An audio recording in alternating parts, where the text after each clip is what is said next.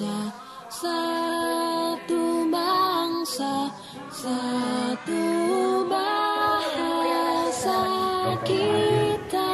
Kemudian teman-teman Pogi Tasikmalaya atau teman-teman Volks, Kang Asep Heru selaku ketua yang malam hari ini saya lagi mohon diberkati, diurapi, diberkati, bila perlu dibaptis sama Om James malam ini, bahwa tidak ada pilihan lain kecuali Pogi untuk grup Volks Tasikmalaya.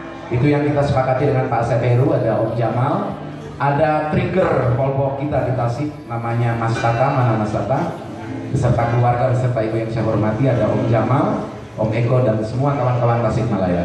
Tidak ada kata lain kecuali mengaturkan terima kasih atas kesediaan Presiden Pogi, tokoh Pogi, tokoh Volvo Nasional, Om James beserta rombongan. Saya amat bangga, amat terharu.